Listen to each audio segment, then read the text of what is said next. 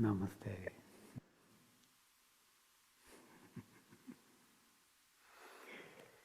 All right, I'll put these aside for a bit. I can see you perfectly fine without my glasses.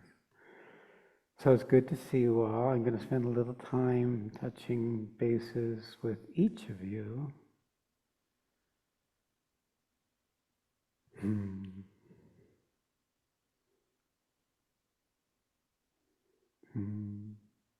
Hello, Rishi.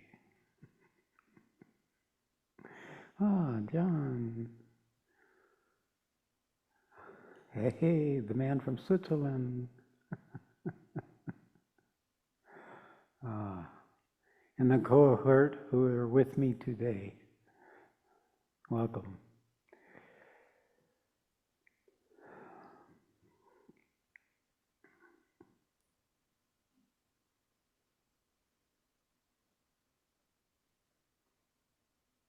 So I had a birthday party yesterday.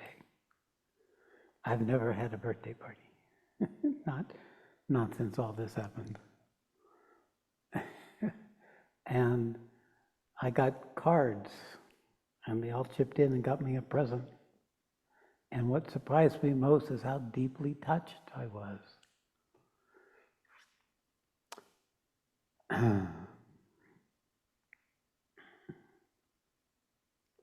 I've traveled a long distance, diverse territories that were definitely not human.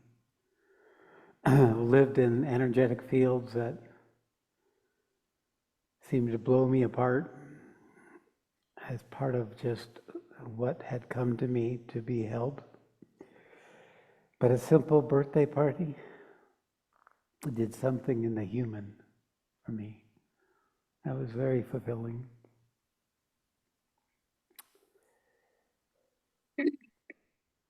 So I'm here to speak to you because I'm personally in a major transition. And the shape of it is still to be fully formed. But I want to speak to the theme of the yoga of the Supreme Being. But I also want to speak to perhaps the maturing of a spiritual teacher. And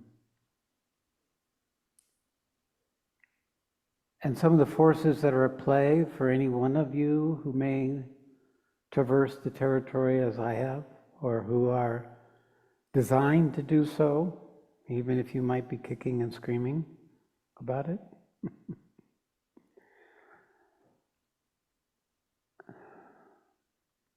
Yoga is the effort we apply to an outcome. And the nature of that effort is proportional to the trueness of the outcome that we are called to. How much of us is engaged in that? Is it an idea? Or a hope? Or a wish? Or is it trying to run away from something? Or to fix something? These don't have the necessary resource to really be a yoga. Rather, they're just another pursuit, which we apply effort. That has something to do with the parts of ourselves that we're familiar with, or parts of ourselves that have yet to show themselves. And of which, at some point then, the yoga fades away, because the motive is not pure, true, fully recognized.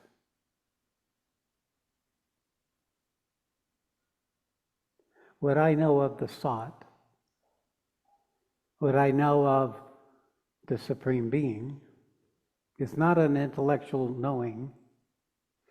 It's an immersion over years and years and years in my whole system, such that whatever put me into that position was actually there at my moment of birth. as it is in each of your moments of birth. Because if there's any evidence in existence of the proof of your worthiness to exist, is your birth. In the Hindu tradition, having a human birth is the greatest wish for all those who are disembodied. Either because they've had births before, or because in their vast awareness and their oneness in the heavens, they recognize there's more. And that is only through embodiment that will be able to be attained. They worship those who have embodied. On the subtle world, they serve those who are embodied.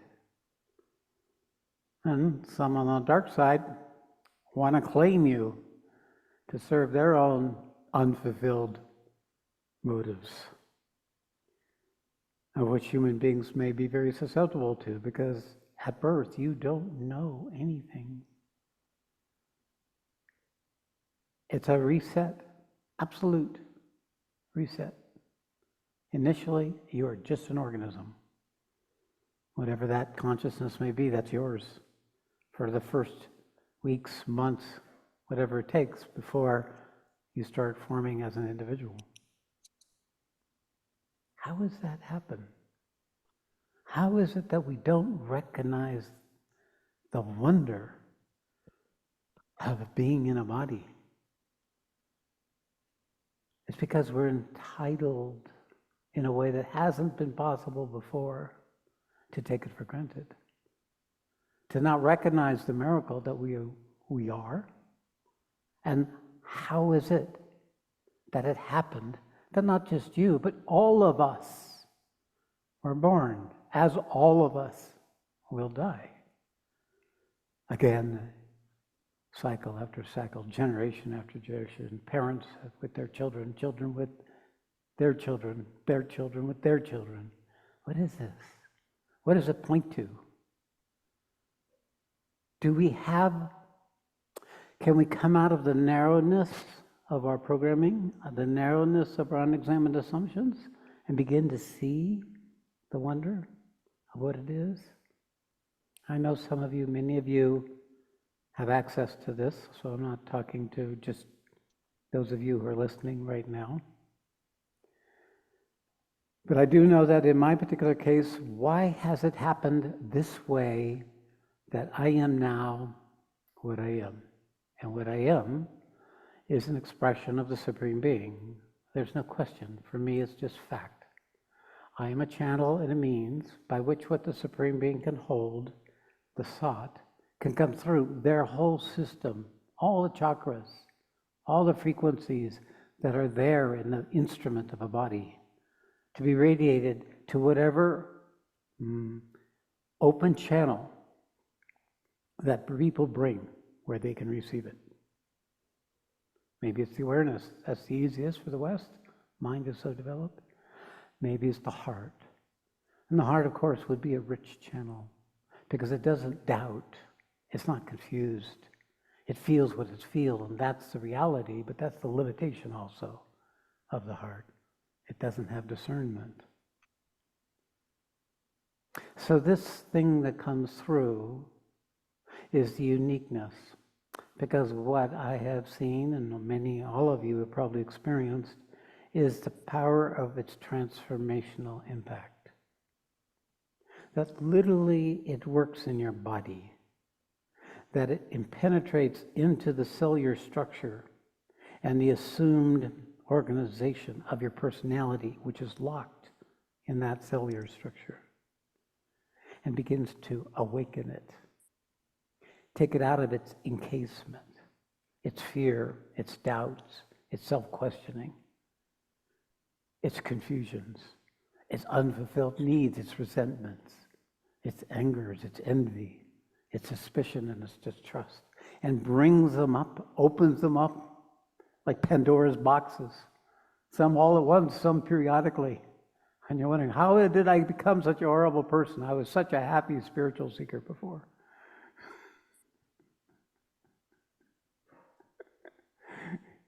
So, depending upon your point of view, I'm bad news.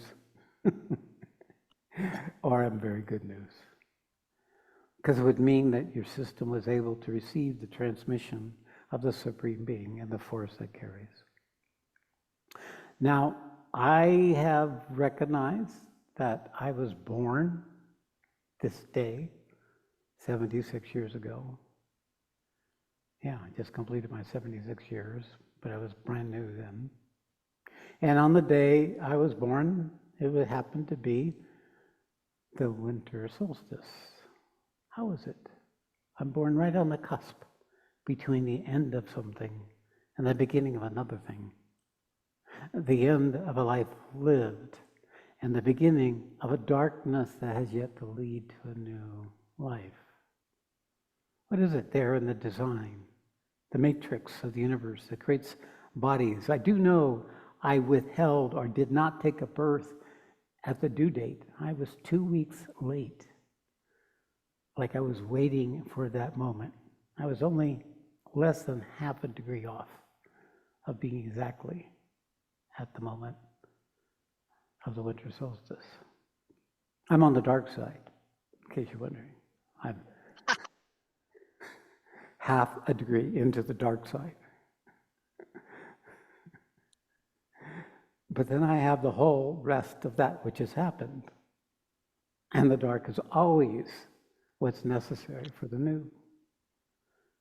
So it's not like anything I did. It seems like it's part of the design that came with me at birth. And one of the first things I learned as I began to organize as an adolescent, left home, I began doing astrology, and I recognized, oh, we're all just reflections of these structures, that we're in this solar system that's being held together by this central consciousness, central light, heat, power. I think of the analogy. What is it reflective of? That we are in this cluster of principles and forces that humanity has been tracking much of its history as a means of determining what is our destiny, what we were born into, what is our piece of that structure, and how does it shape the life we live. I became fascinated with that. And the nature of that was for years until this day. I've been tracking the impact of these, and I notice things that are allegory, they're acknowledged, or the word I can't find, but they're comparable to what I see in the structure of consciousness. That there is a sun, and then there's a collection that gets pulled of matter, that gets pulled into the vicinity of the sun and begins to be reflecting and living and thriving off the reflection of the sun. And then they birth themselves other planets and moons that are too also reflecting. And then there's an earth where life begins to form and evolves and develops. And it becomes the things we absolutely take for granted every day. Right now, we just had a storm come in down over the mountains. The winds are howling where half an hour ago there was nothing. It's this movement in a matrix. And the thing that I know is it's purposeful. The thing that I have set in motion has been a structure to allow you to move into alignment with the matrix that's been living you all along for one purpose, so that you can learn to collaborate with what the Supreme Being has willed from you from the moment of your birth. You can become an instrument, a channel, a means for the Supreme Being to manifest. These are not abstractions for me. There's this huge passion and power as I speak this to you. I know that what motivates the Supreme Being is love for humanity, for itself in humanity, that it may come and be birthed in you. I know that if you can respond to the call You can attune, come out of the smallness of your programming and allow yourself to go through the ordeal of coming out of the box of what you did not know and become the knower and the experiencer at a level that would not have been possible based on what you thought your original design was, what your programming told you, whatever that may have been about your worthiness or your value or what it is you should be doing or shouldn't be doing, into a larger purposeful context, paradigm, way of holding what's arising in you. Because if you can find that paradigm, if you can find that the purpose of your birth was to manifest an inherent potential in its own unique expression that was there at your birth, then you can then actually be capable of doing the yoga of the Supreme Being, which is to become you, with your collaboration absolutely required. Because even though we're in ignorance, even though we're in bondage, even though we're in doubt, even though we're in resentment, stuck structures, some of which are of this dimension, many of which are not of this dimension, that are still influencing and shaping the possibilities of your birth.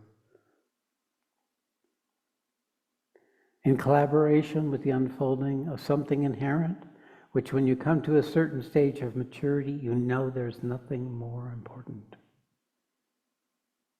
Whatever the life you're living now, is it a reflection of what limited your ability to manifest your possibility of birth? Or is it a reflection of your ability to bring into flower, into fruition, that possibility? And there's many ways we can progress on this path of yoga. You can be successful in the world. You can have the woman or man you want to be with. You could have the children or not the children. Or you could have the child you wouldn't ever want. All of these are means by which we can do our yoga. We can do the yoga of living. So the nature of the Supreme Being is it in itself is whole and complete. It needs nothing. It's fulfilled in itself.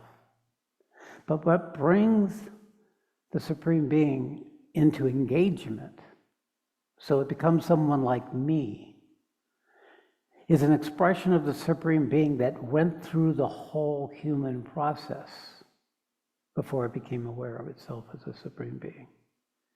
And then what's there is a deep and profound empathy, love, holding, that has the infinity of the current of the creation behind it, that goes beyond the holding of any one person for other people or for the suffering of those on this planet, all of which are going through their process of either being once again overtaken by the conditioning of their previous lives or breaking out and discovering those hidden potentials that those had hidden from them.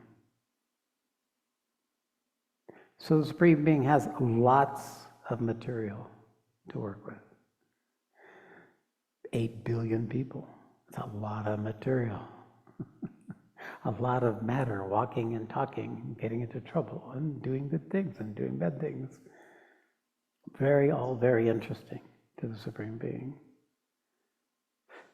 But the most simplest thing to know is your purpose.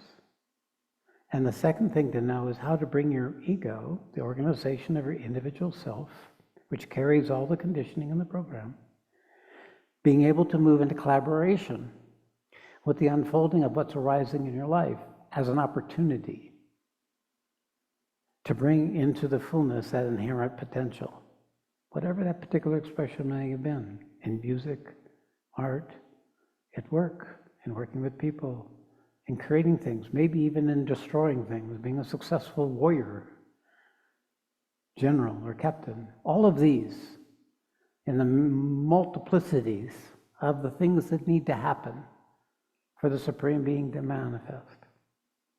difficult children, impossible parents, ignorant people. Whatever may be your repulsions, they're there for a purpose, proportional to how badly or how strongly they impact you. The seductions of those things you've fallen into or become addicted to or thing to claim and possess for yourself and to hang on to by death, until your death, if need be, all of which limit the fullness of what it is you could become.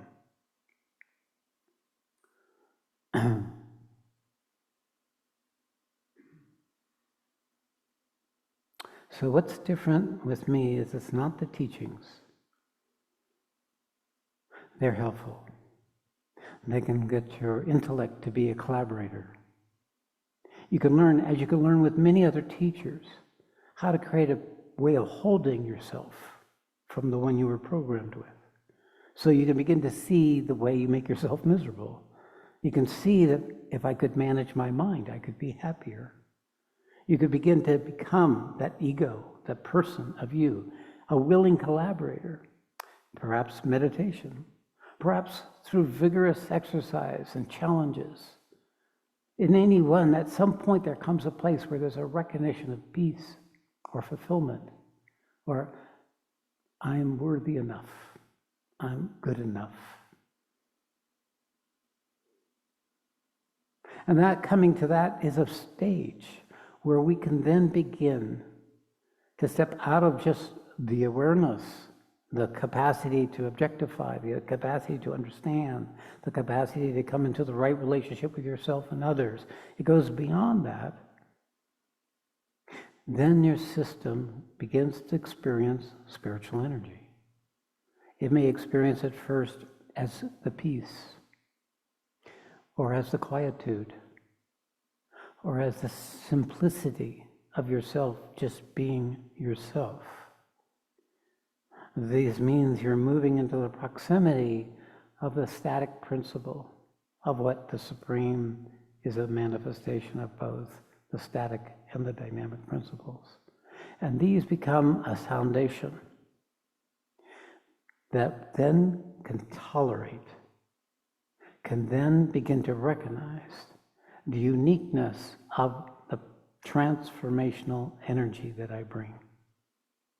To be able to see that it's not just you being a victim of some sickness or some environment or some person, but that there is this other thing that's there, that's letting you come out of the vantage point you're habituated to, even if it's human-wise a very useful one. You start beginning to perceive, to see with new eyes, to hear with new ears, to feel in ways you hadn't felt before. You begin to attune to ranges of experiences that would not have normally been available to you to notice or pay attention to, or even know were there.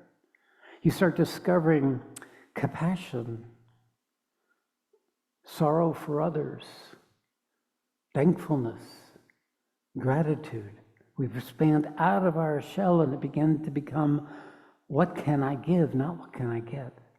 We become a different kind of organizational entity that's willing to sacrifice itself for something greater, to serve something greater. That's you becoming the Spirit, the Supreme Being. That's you on your journey. I know for me this began to happen after my business had collapsed and we had relocated and I was doing everything I'd done before in the basement of our house here in Chipmunk, is that I was perfectly happy with doing my architecture when I could doing my model airplanes. I was doing them back then too. And then I kept getting committed. I kept taking on commitments that affect other people. I became the president of the Citizen Advisory Board here in Washoe Valley. Then I was invited to become part of a Sunrise Sustainable Development where I would help people build straw bale houses and then find alternative ways of getting their plans through the building department. All of this took time. All of this took my energy. And I used to wonder after I get out of that particular momentum, I said, what am I doing? I'm not living my life, I'm living all these projects. It was all preparation. It was all this expanding out of myself, not knowing that I had completed sufficiently what I needed to complete as a human male person in the world. And I was being moved into more the attitude of how can I serve? The pull to serve became greater than the pull to get what I want, to have it my way, to be useful. This was before my awakening.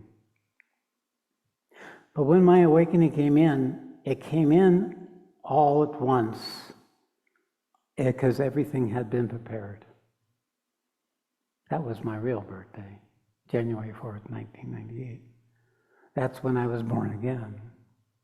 And all the life I had lived in an unwitting kind of yoga, although I knew of yoga, I knew of all these mystical things. I knew of people having peak experiences, the stage of human development that Maslow talked of. I knew all the psychological understandings, which really has served much of the modern man as a way of holding itself and its relationship with each other with a greater level of responsibility and awareness than has been possible in any other age, at least in the West.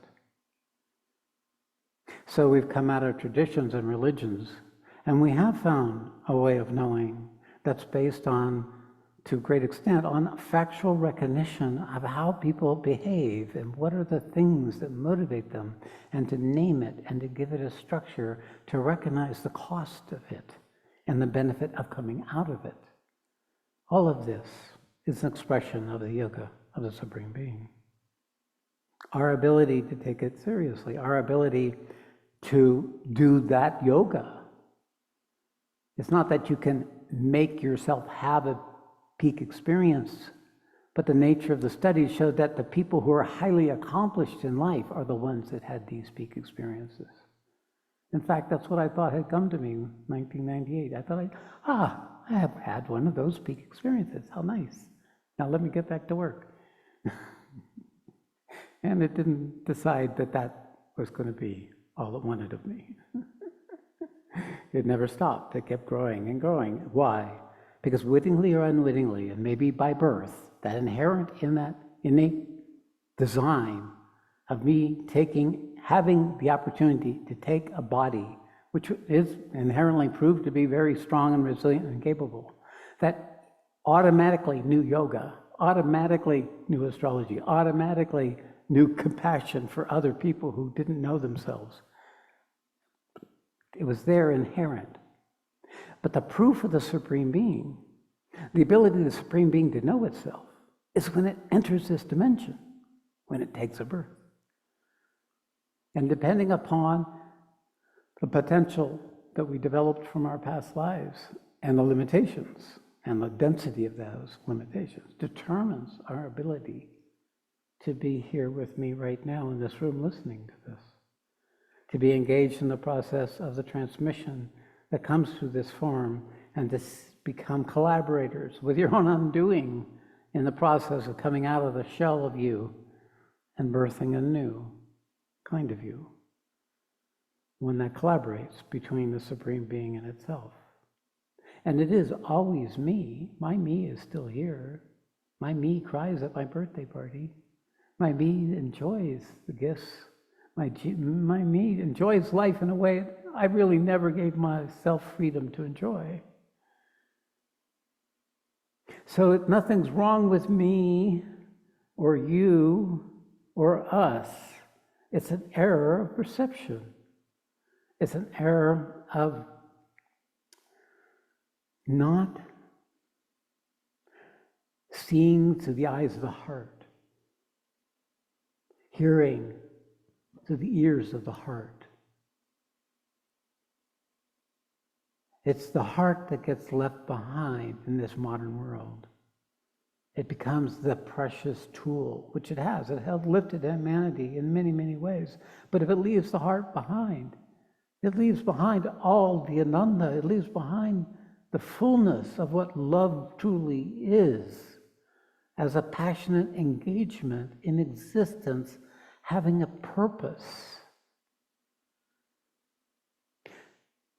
a reason to live beyond your own. to be useful enough to be useful, to be willing enough, to be able to continue in that usefulness, to find a greater and greater perfection in its manifestation. It's one of the things about the new Dharma is that it came in and we were overtaken by hundreds and hundreds of people within 1 year.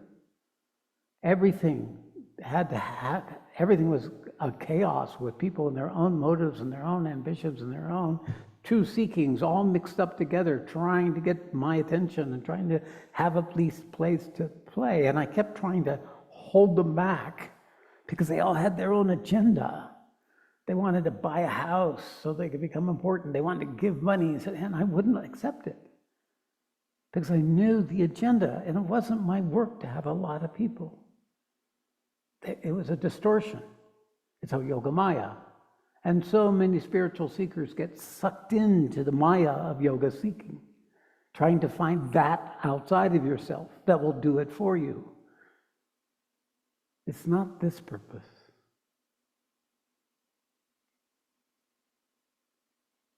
So what is unique is the transmission. When I did the entrainment program, I had 8 people. And what did I do? I intervened in the karmic structure of each person, and I imbued in them the essence of what I am into their bodies. When we did the pillar programs, that's exactly what happened when they were with me physically. And that was the required criteria, is you had to be with me physically. Because I've recognized that apprenticeship, being with the Guru, being with the body of the Guru, the body of one who's come to my state, is everything. Because it will do for you without needing you to do anything but endure the process, or to have a context for holding the process that will inevitably occur when you shift the vibrational level of your consciousness and your body isn't used to it. It's a fire. It's a fire that awakens the fire in you. And it creates uncomfortableness as that which was before dead logs starts igniting. And they start burning. And you can't sleep at night, and you can't eat, and you don't want anything in the world that usually brings comfort, and it doesn't bring you comfort anymore. And you can't get what it is you want because you forget that you want it. It's just this process of being undone and being undone because you're shifting out of the frequency of the me you're habituated to into the one me we all are. Expressions of. There is only one I am. There is only one that. Well, the problem or the challenge or the opportunity is to know that for yourself. My me is your me. And how do you know my me is your me? Because of love. Because the core of all relationships is this connecting with your me, with another me, and by doing so, expand our me-ness, our I am-ness. And in that process, we can be more okay. We can be in better relationship with existence, until, of course, that starts breaking down. And then you start meeting what in you is in the way of actually loving.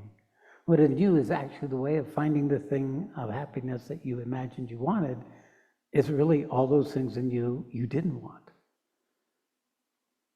Ultimately, it's about our capacity to love and to be that love. But it's not a love that has a claim.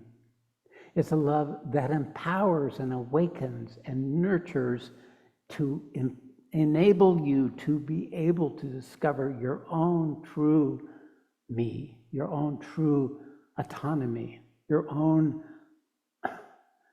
infinite nature, eternal nature, to discover the soul in you as something you've been separate from, which you are now joining with. to become infused with the quality of being, of soulfulness that's beyond just emotional, vital soulfulness that we use in languaging, but as soulness. And then in that transformational process, you become, consciously or unconsciously, a channel. Or consciously or unconsciously, an unwitting instrument, creating chaos for other people, but they're all growing. Being unloved or unliked or feared, and yet they're all waking up. It's not in a paradigm that we're used to. So it's not something to convince you that this is so. I'm simply sharing, after 76 years of living, what it means to be a human being. Because that's the final outcome. The Supreme Being as a human being. It descends in us to become us, so it can then know itself. Through us, as us. I know that this is not just a teaching. It's a showing. It's a proof that this is true. And the cells of your body, if proportional to how open your system is, will know this. Will start singing in resonance, in the recognition of the opportunity. So you become a demonstration, and that's what my teachings are now focusing on. I'm working now with the core team. 9 people right now, give or take, and ultimately it'll be 12. With 12, there's a cohesiveness in the range of expressions. And in these, each person, I will be consciously, on an ongoing basis, empowering them to be what I have become. They are now going to be running New Dharma. They are running New Dharma. I haven't been doing programs in the last few years, ever since the stroke at least, if not before, except through the core team. And it's carried everything. You either be 3 people or 4 people or 8 people or now 9 people. The bottom line of it is it's holding an energetic possibility for humanity. And now the federal government's recognized New Dharma as a church, so a church is for who come to it. So they're here to serve you, to those of you who are still growing in your capacity. And the advantage that I see is I've traveled many years already. I cannot relate or communicate with you at this stage as someone who is still in the process of coming to this stage. So they're intermediaries.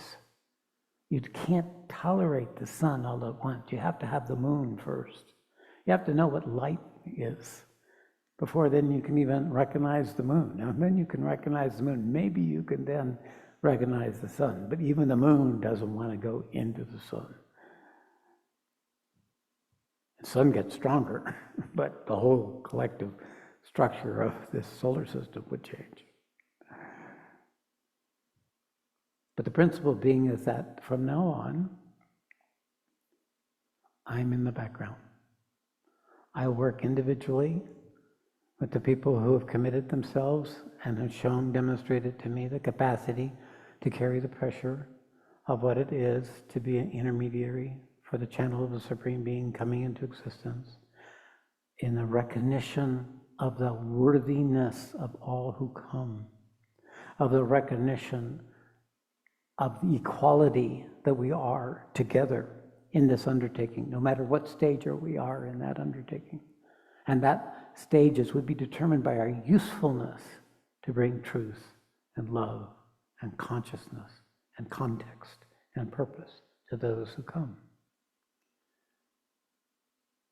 Some of you have been doing the Lamb, holding the space for people to evoke some of the most powerful mantras, to bring the Sat force into your body and into the earth for humanity. In itself, it's the whole yoga. You give up of yourself for periods of time with others, creating a synergetic power that impacts each person participating. And the person who's facilitating it becomes the channel for those who are participating. It starts teaching you what it means to be a demonstration of the yoga of the Supreme Being. Because it will always be a transmission at a cellular level, at a vibrational level. It is not a teachings, it is an energetic event of which you then become the means for it to come into the physicality, into the emotionality, into the mentalization, to bring peace, to bring clarity, to bring connection, to bring health and sufficient well-being, to be supported in this movement in the collective consciousness, because this is what wants to happen. I'm more effective to be the rarer I come forward, like you're seeing me now, the more it'll be yours to carry. It is you who will carry this, not me. You who will be the ones that grow in the development of the possibility of you as a Supreme Being coming to the fullness of the purpose of your birth.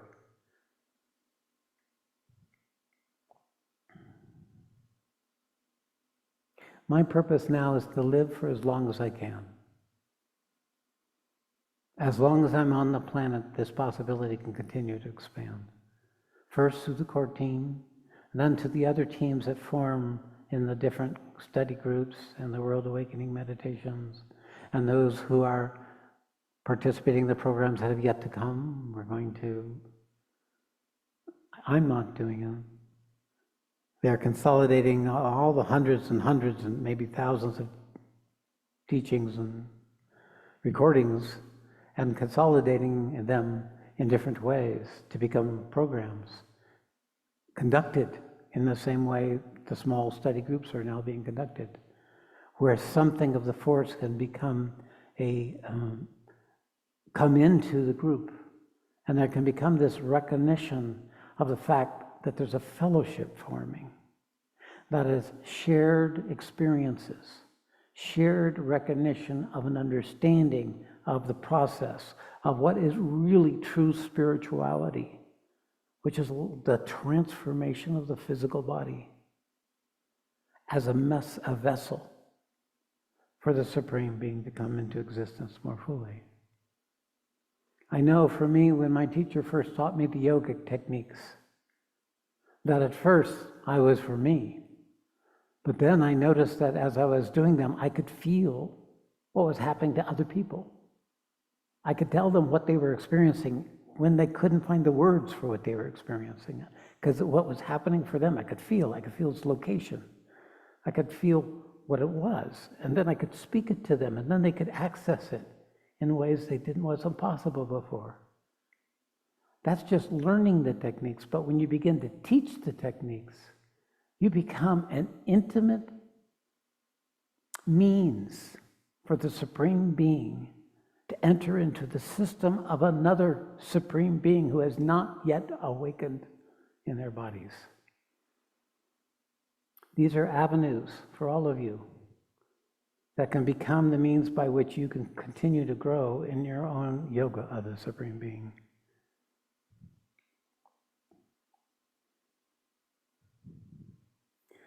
So, I recognize all of you. Sorry, you can't hide out. What I am is what you are. You're never separate from what I am, because my me is your me. We're as intimate as the nose to its face. But there is no difference. If I put my attention to you, I have everything about you. If I even need to know. And of course, I experience the same delight you experience in seeing you today on my 76th birthday. Pranam, the picture you gave me, I had hanging up, and it's just my most precious. It's a perfection of the heart in this picture. I will someday somehow get it from Jefferson here, but right now, every time I have a Jefferson, it's the treasure for me to have that in my place to stay. So each of you have touched me and I have touched you. We're comrades, we're fellow travelers. We've known each other before in different forms, maybe unrecognizable. I know each person who comes before me. I know everything about them that they don't yet know. And I can enter into their system. I'll do this with the core team. I do this with the core team. And for a few others, where I'll literally be able to intervene in the karmic structure. And it will move. And then you will build it back. And that's why I don't do that much. But I will do it with the core team because I get to be ruthless with the core team. I get to be unrelenting, I should say. Unrelenting in my love and my demand and my truth. So that you can become wittingly or unwittingly, willingly or unwillingly, a more perfect expression of what you already are and what you were born to manifest. Everything's for love. All value is based on love. All meaning is based on that connection to the oneness that we're part of, and the compassion for those who are still struggling to find that connection within themselves, with others. Because out of that, you can then come into relationship with existence, even with the safety, the ease, when you have space to be yourself as you are right now, which is what the small groups are all about. It's a gathering of equals, holding space for them, for each person to be exactly as they are, with no need to change ever. And in that space, that unconditional love becomes tangible, becomes healing. It's not necessarily transformative, but it prepares the system to relax into what it is they already are. Because it is a relaxation. It's a letting go of the stressing, the need, the thinking that it has to be more, rather than this is all is needed. This is enough. To find that space for yourself to be is a great aid in your ability to move into resilience and to the opportunity of what you're becoming. A child needs holding before it can walk on its own. It needs a hand as it grows into itself so that then it becomes curious. It's not so desperate to cling. More explorative, experimentative, trying things out, burning themselves on the burner, right? Actually cooking the frog you wanted to see if it would hop out when you put it in a hot pan on the stove. Seeing what happened to my little brother, but I put him into the washing machine and watched him go around. I said, how was that? Oh, it was fun. I had that kind of brother. He was fun to play with. It wasn't torture, I was just playing. If I did it with my cat, my wife would have shot me. My mother would have shot me at that time. So I'm distancing myself as a separate form, in part to preserve my physical form, because it's at this stage now, I think many teachers get overtaken physically, and they have to retire or they become, like I had the stroke, But I've always taken care of my body. I've always been strong. I've always exercised. I live a very disciplined life, relatively speaking to other human beings. Very regulated, I should say. So that everything's included, but it's moderation. I love chocolate cake, but I take a bite or two. You know, I love my coffee, but only 1 or 2 times a day. There's these ways that I've moderated my life so that even though I am defeated, I just had one in this last weekend, well, I didn't know I could come out.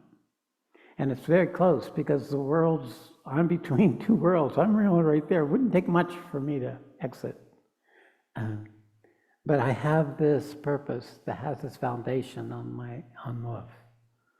I have this purpose that restores me more quickly than perhaps it does for other teachers. But I also recognize that if I'm here, I'm in the way of you knowing me and you. The record of me, the talks of me that you're now listening to, rather than me like this is probably going to end. I am not going to continue to put myself out in this way for the public or for the many of you. I will do this for those who are participating in this particular work, in this yoga of the Supreme Being, with me and with each other. And what form that may take, it'll be a recognition of literally how much you're here in Washoe. It'll be the recognition of your physical proximity to me. It'll be that will determine my attention. And I have to do this. I have to withdraw from this outer, because I'm too many places energetically. I can be here in the whole world, but I need to pull it in because the form gets overtaken. And, I did survive a serious hemorrhagic stroke where 1 in 9 live past the first year. So there is this thing that could happen. And I feel it. And the thing that just happened was very close to the same thing that happened with the stroke. So something's going to give at some point if I continue to hold as I am. So I'm sharing the burden, I'm sharing the opportunity, I'm sharing what I am with those who are taking up the work of this new Dharma, this church, this fellowship, this organization that is, if possible, sustaining beyond me into the future as a means for people to find refuge, but also a means for people to grow in the possibility that they carry through service, through sacrifice, through willingness, through intelligent discernment, through collaborative effort, through service with each other in the recognition of each person's capacities. But it's only, we have to narrow the field so that it's not like it once was.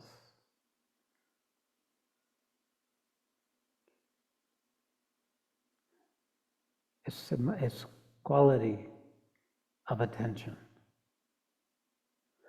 not quantity. The focusing of attention is perhaps the most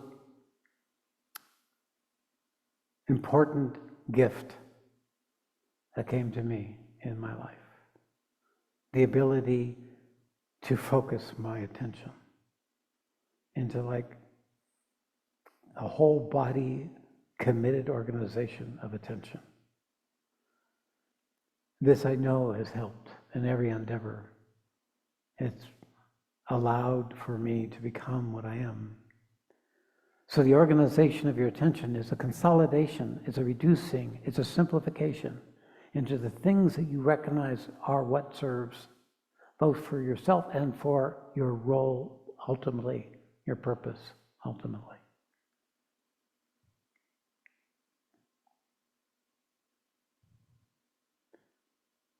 So be clear, I'm not selling anything to you.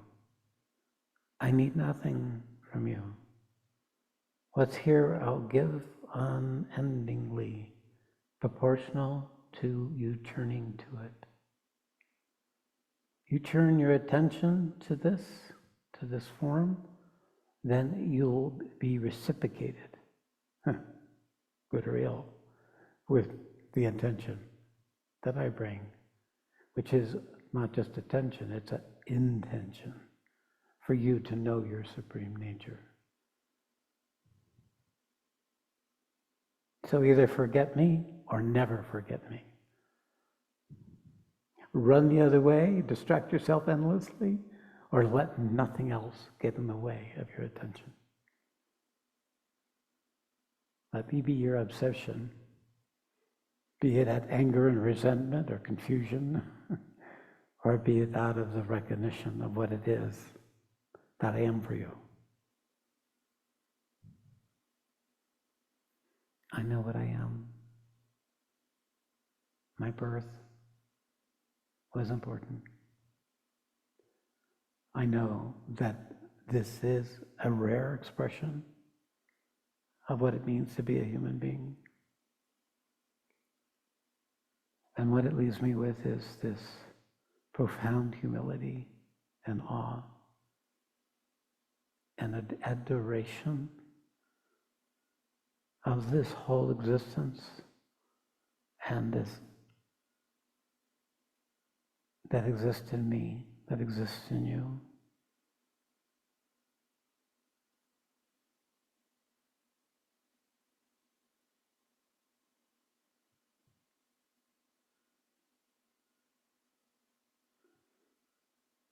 So I've given everything I can in this. I will not be doing the end of your talk. This is the end of your talk. This is the end of decades talk. This is the last talk. What next happens? Who knows? But I can tell you, I will be taking sabbaticals where I literally will be out of the sight of even the core team for periods of time. If I have to hop into that gas-guzzling camper and disappear, or if I travel somewhere with such but I won't fly. Why? Because there's so much more to be one in my consciousness, to know, to experience. So I can seep into the fabric of the collective human consciousness in ways that will be more than what I can do now.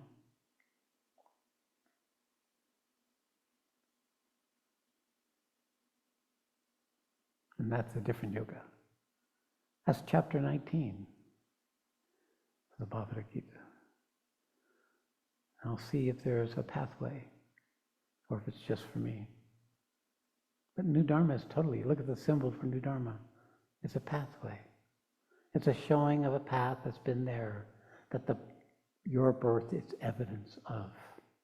Between your birth and your death is a path that you will have traveled and yet to travel.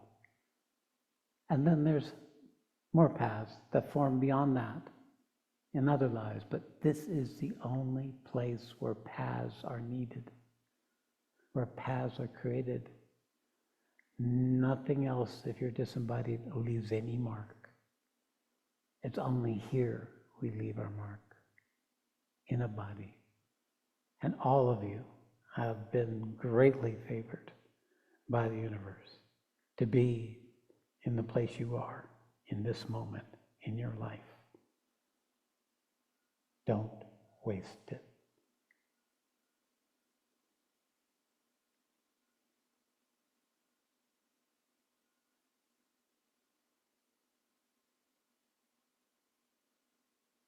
And I leave you with that. Let's sit for 5 minutes.